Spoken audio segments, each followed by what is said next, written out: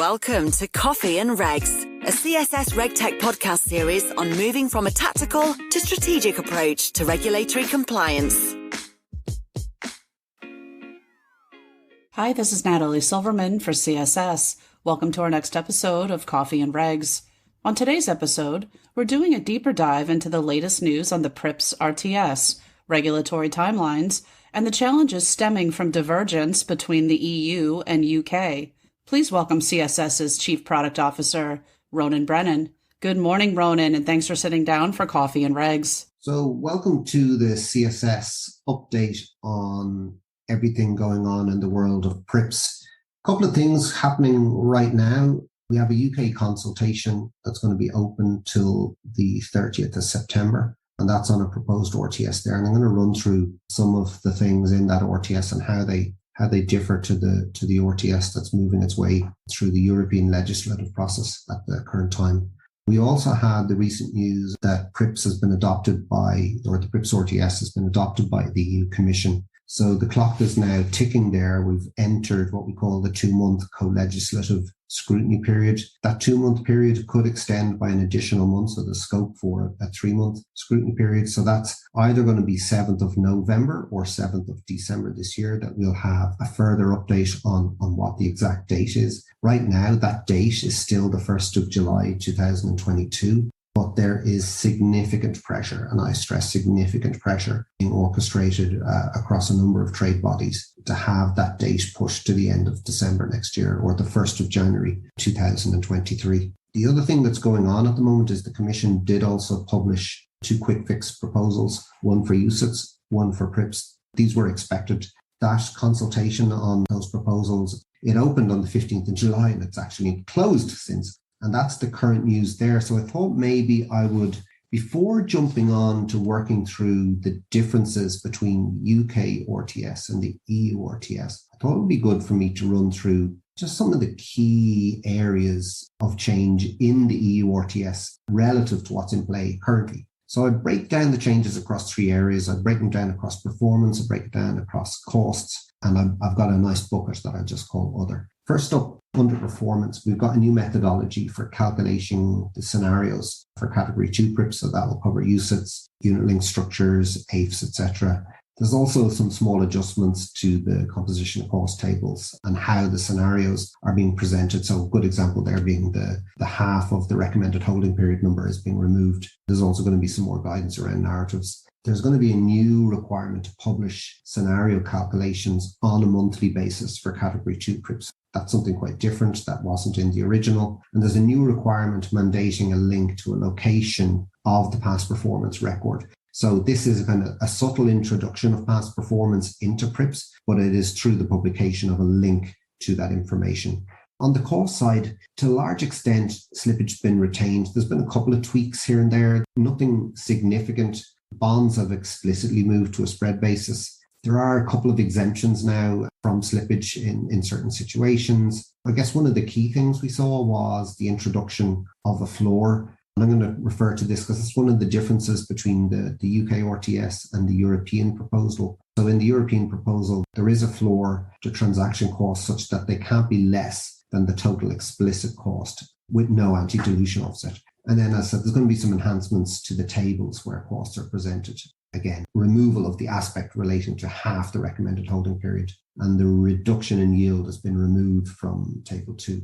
Some other stuff then that's going on that outside of that, there will be formal ability or they formally introduce flexibility for the firm to adjust the SRI where the firm doesn't believe the SRI accurately reflects the actual risks in the fund. So this is something we had observed firms doing themselves, but at least this has now been formalized in this RTS. And there is going to be some kind of narrative requirements that are quite specific to UCITS and AIFs introduced. So that's a quick summary of the European proposal and how it differs to what's in play today. And what I thought I would do now is try and help people understand how the UK proposal differs to that.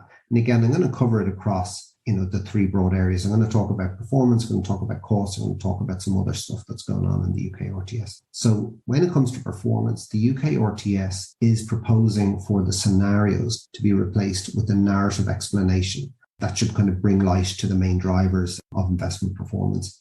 Right now, past performance is not explicitly included, but the FCA have called for viewpoints on this. That does remain a possibility as they are now in this kind of consultative process with the industry in the UK. On the cost side, slippage has been retained with technical tweaks, but in some cases it looks more like use of spreads than slippage.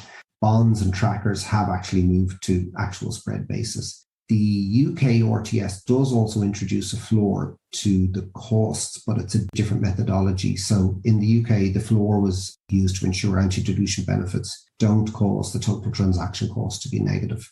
There's also an exemption from slippage for UCITS and AIFs that will run until the end of the decade. So that'll be in place until 2030. And there is other exemptions from slippage for very low levels of trading where transaction costs just aren't a significant factor. They don't have the changes to the presentation of costs that we saw in the EU version. So that's going to be just something odd to deal with, nothing terribly difficult though. On the risk side, the requirement to increase the SRI number where it's considered too low is there. And there was kind of additional guidance in the document given around the meaning of made available. So this text that exists around having that the document is made available has been clarified in the UK side of things. As we dig into things there, so let's just work into the performance side of things. So as I'd said, there's going to be a narrative explanation. Ideally, or not even ideally, it should describe the main factors that are going to drive future returns, including anything that would determine the outcome of the investment, anything that would have a material impact on performance of the fund. The narrative should clearly identify if the fund is tracking an index, any kind of benchmarking, any kind of proxy in use, along with how the PRIIP compares to that with respect to the risk it's exposed to and the performance they would expect it to return. And they should certainly explain the situations and conditionality that could be there with respect to different risks that come into play with the fund that could lower the return or alter the outcome. So the FCA is doing some behavior. I'm guessing they've engaged some behavioral economists to do some consumer testing on this approach. So that's obviously something that will feed into this as they work through the consultation period. And as I'd said earlier, past performance is not explicitly included, but when you read the RTS, you certainly can see that they appear to have their mind open to its inclusion. So we'll see what happens there. Transaction costs, as it said, slippage has been retained for anything that's exchange traded, but it has been tweaked. So the waterfall has been adjusted. The spread methodology will be used for OTC transactions and bonds. And then real assets are only going to have explicit costs. So that's the key update there on transaction costs. On the risk side, the SRI, obviously the firm needs to ensure that it is appropriate and it's not going to in any way be misleading. They've set a baseline of 6 for venture capital trusts, and they've introduced a formal notification process to the FCA of any increases in the SRI. And the firm will have to explain the risk factors that caused that to increase. So that's going to be something interesting to note because it's not there in the European side of things. And then there's going to be a narrative explanation of other risks. And they've increased that limit in the document from 200 to 400 characters. So that's going to be another challenge in terms of fitting all of the content into a fairly tight space. So we'll see how firms adjust to that as things go on. So to maybe quickly run down the kind of key areas of change. So when it comes to the two proposals, we've got slight differences, very different approaches to performance scenarios. There are similar approaches to transaction costs, but there are very specific differences. There are slightly different treatments around the SRI. There are different actions required on different sides. And the floor that's used is different. The floor algorithm is different on both sides. So this is, I guess, what this means is that the commonality or the bifurcation we feared is happening. There will be a UK UCITS document. There will be an EU UCITS document. There will be a UK PRIIPs document. There will be a EU PRIIPs document. So we're going to have 4 different document types we're going to have to manage for a period of time. So that's the world we're facing into. And I guess we'll get our next update as we work our way through the scrutiny period in November or December, depending on if the period is extended by a month. Thanks, Ronan, for the insight into how you like your regs in the morning. For CSS, this is Natalie Silverman.